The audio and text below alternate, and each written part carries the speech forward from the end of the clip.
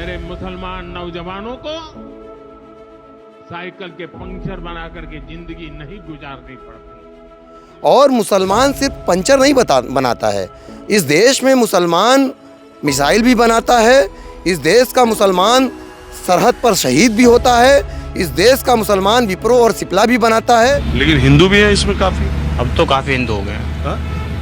क्यों? बस ऐसे ये काम है। हनुमान पंचरवाला, शंकर पंचरवाला, राम सिंह पंचरवाला और जो है रमेश पंचरवाला, सुरेश पंचरवाला, और ये तो प्रधानमंत्री का भाषा नहीं होना चाहिए। अच्छा, पढ़े लिखे नहीं थे इसलिए आपने पंचर की दुकान तो नहीं खोल ली? नहीं, मैं ग्रेजुएट हूँ, बीबीए। हाँ, बीबीए बैचलर बिजनेस एडमिनिस्ट्रेशन। तो आपके लिए शर्म की बात होनी चाहिए। आप 11 साल से इस देश के प्रधानमंत्री हैं। आपके रहते हुए अगर नौजवान पढ़ा लिखा व्यक्ति अगर पंचर बनाए तो ये आपके लिए शर्म की बात होनी चाहिए। अरे यार, बीबीए करके आपने पंचर, ये तो अलग है। मुसलमान वीर अब्दुल हमीद भी थे, मुसलमान APJ अब्दुल कलाम भी थे, मुसलमान मौलाना आज़ाद भी थे, मुसलमान फ़खरुद्दीन अली अहमद भी हैं। अधिवक्ता हूँ, मैं पंचर नहीं बनाता, और जो पंचर बनाता है मैं उसका सम्मान करता हूँ। सारे मुसलमानों को आप पंचर बनाने वाला बना रहे हैं, इस बात से आहत हैं। आप उनकी मेहनत का मजाक उड़ा रहे हो। भाई, भीख मांगना बुरी बात है, चोरी करना बुरी बात है, पंचर बनाना सड़क पर मेहनत से इसमें कौन सी बुरी बात है? इस देश में सांसद, विधायक, तमाम बड़े बड़े मिनिस्टर, बड़े बड़े साइंसदान, बड़े बड़े वैज्ञानिक, बड़े बड़े प्रोफेसर, लिटरेचर के जानकार, आप क्या मजाक कर रहे हैं? क्या कफील खान को आप पहचान रहे हैं? आप वो गुलफिशा जो 5 साल से जेल में बंद है, उसको आप क्यों नहीं पहचान रहे हो? उमर खालिद के लिए क्यों आप बात नहीं कर रहे हो?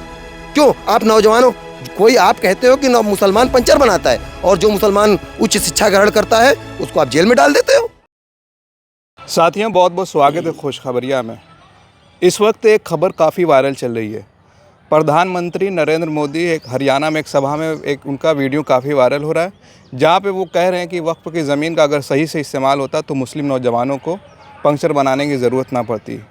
इस बयान से काफ़ी लोग नाराज़ हैं और सोशल मीडिया पर लिख रहे हैं कि क्या पंक्चर बनाना इतना अपमानजनक काम है और क्या सारे मुसलमान पंक्चर बनाते हैं। तो इस पे बातचीत करने के लिए हमारे साथ लोहता के पार्षद प्रतिनिधि और एडवोकेट शमीम नोमानी साहब हैं। उनसे हम बातचीत करेंगे, वो भी मुस्लिम कम्युनिटी से आते हैं, कि इस बयान से क्या सोचते हैं। बहुत बहुत स्वागत है सर आपका। शुक्रिया अवैध साहब। सबसे पहले तो माननीय प्रधानमंत्री जी को ये समझना चाहिए कि वो भारत ऐसे महान देश के प्रधानमंत्री हैं और इस तरह की भाषा, उस तरह की भाषा उनको नहीं बोलना चाहिए था। ये किसी भी प्रधानमंत्री की गरिमा के ख़िलाफ़ है। और मुझे लगता है कि वो बार बार जो कहते हैं कि मैं चाय बेचता था, तो कहीं ना कहीं वो उस चाय बेचने वाले की आत्मा से निकल नहीं पा रहे हैं। वो प्रधानमंत्री की गरिमा को समझ नहीं रहे हैं और वो 140 करोड़ लोगों की भावना को ठेस पहुंचा रहे हैं। दूसरी बात मैं ये कहना चाहता हूं कि देखिए, काम कोई भी हो, इस देश में काम कोई छोटा और बड़ा नहीं है। और मुसलमान सिर्फ पंचर नहीं बनाता है, इस देश में मुसलमान मिसाइल भी बनाता है, इस देश का मुसलमान सरहद पर शहीद भी होता है, इस देश का मुसलमान विप्रो और सिप्ला भी बनाता है, और इस देश का मुसलमान कहीं न कहीं संघियों का दामाद भी बन जाता है। तो वो ये बात भूल गए। और मैं एक बात और कहूँगा अवैध साहब, कि पंचर बनाना कोई बुरी बात नहीं है साहब। बयान से आप जो आहत हैं? बिल्कुल आहत है। अरे भाई, लेकिन सुनिए, आप तो कह रहे हैं कि जो है अपमानजनक काम नहीं है। बिल्कुल अपमानजनक काम नहीं क्यों है, आहत? लेकिन इस देश के सारे मुसलमानों को आप पंचर बनाने वाला बना रहे हैं, इस बात से आहत है। मैं अधिवक्ता हूँ, मैं पंचर नहीं बनाता, और जो पंचर बनाता है मैं उसका सम्मान करता हूँ। वो मेहनत की रोजी रोटी कर रहा है, अगर वो इस देश के GDP में सहयोग कर रहा है, अपने परिवार को पाल रहा है, और ये तो आपके लिए शर्म की बात होनी चाहिए। आप 11 साल से इस देश के प्रधानमंत्री हैं। आपके रहते हुए अगर नौजवान पढ़ा लिखा व्यक्ति अगर पंचर बनाए तो ये आपके लिए शर्म की बात होनी चाहिए। उसको आप नौकरी दो, आप रोजगार दो। तमाम योजनाएं आपने चलाई जो सिर्फ कागजों पर और फाइलों में चली। अगर वास्तव में आप फिक्रमंद हैं इस बात के लिए, वक्फ की संपत्ति बेचकर आप पंचर बनाने वालों को नौकरी देंगे। कि वो कह रहे हैं कि वक्फ की ज़मीन का जो है मुसलमानों ने सही से इस्तेमाल नहीं किया, वरना ये पंक्चर बनाने। आप क्या इस्तेमाल करना चाह रहे हो वक्फ की संपत्ति का? वक्फ का मतलब क्या है भाई? वक्फ तो हमारे पूर्वजों ने अपनी ज़मीनें, अपने जो उनके जो कैपिटल थे वो दान कर दिए गरीबों के हक में काम करने के लिए, मजलूमों के, यतीमों के, और इस तरह की चैरिटी के लिए उन्होंने दिए। तो वक्फ की संपत्ति तो मुसलमानों की संपत्ति है, इस पर अब बात करने का आपको अधिकार नहीं है। ये मुसलमान समझेंगे?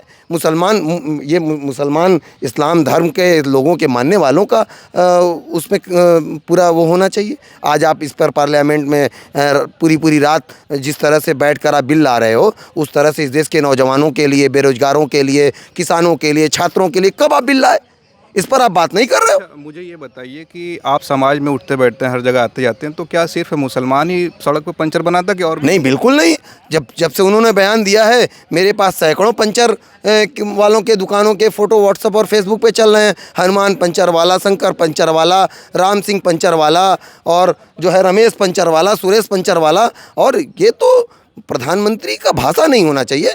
आप तो पंचर बनाने वाले को आप लोन दो, आप उनको बड़े उनको दुकानें खुलवा दो। ये तो उनकी मेहनत पे आप छीटाकशी कर रहे हो, आप उनकी मेहनत का मजाक उड़ा रहे हो।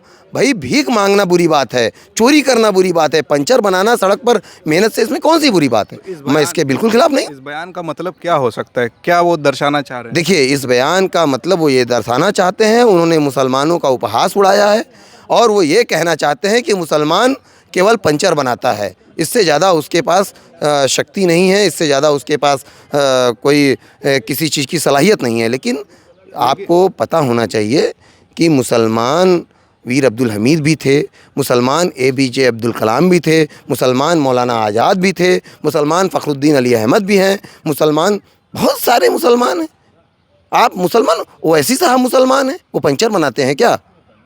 आप क्या बात कर रहे हैं? इस देश में सांसद, विधायक, तमाम बड़े बड़े मिनिस्टर, बड़े बड़े साइंसदान, बड़े बड़े वैज्ञानिक, बड़े बड़े प्रोफेसर, लिटरेचर के जानकार, आप क्या मजाक कर रहे हैं? वो कहाँ? आप कह रहे हैं मजाक उड़ा रहे हैं, लेकिन वो तो भलाई की बात करेंगे, वो तो सबके प्रधानमंत्री हैं।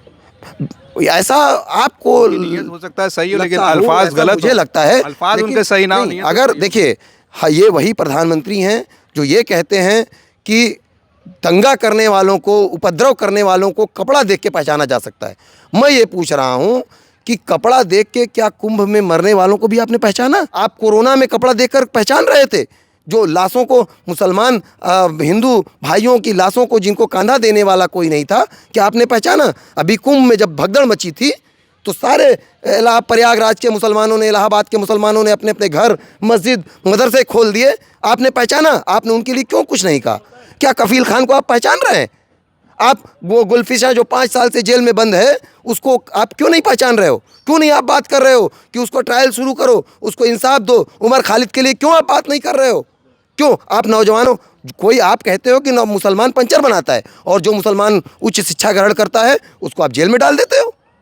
आप, मुझे तो शर्म आती है और हंसी आती है इस बात पर कि आप मुसलमानों के शुभचिंतक बनने का ढोंग कर रहे हो। बताओ, उमर खालिद के लिए बोलो, आप बोलो, गुलफिशा के लिए कब बोलोगे आप? उसी मुकदमे में कन्हैया कुमार और उमर खालिद जेल गए थे। एक ही मुकदमा है, एक ही FIR है, और कन्हैया कुमार जेल से चले आते हैं और उमर खालिद आज भी जेल में है। कब इंसाफ करोगे आप? आप बात इंसाफ की करते हो? शहला रशीद का तो सारा केस हट गया। शहला रशीद क्योंकि वो BJP के गोद में जाकर बैठ गई, इस वजह से BJP का आशीर्वाद मिल गया उनको। आप भी BJP में चले जाइए, हो सकता है बड़े पत्रकार बन जाए, किसी बड़े चैनल का लाइसेंस मिल जाए, आपकी भी TRP बढ़ जाए।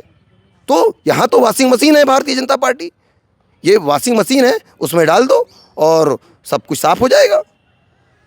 चलिए, बहुत बहुत शुक्रिया। आप शमीम नोमानी साहब को सुन रहे थे, और जिस तरह से प्रधानमंत्री नरेंद्र मोदी ने जो बयान दिया है उससे काफ़ी लोग आहत थे। वो बयान जो है एक दर्शा रहा है कि वो सारी कम्युनिटी को इशारा कर रहे हैं और उसी पर हमला कर रहे हैं। बहुत सारे पत्रकारों ने भी इस पर बातचीत की है।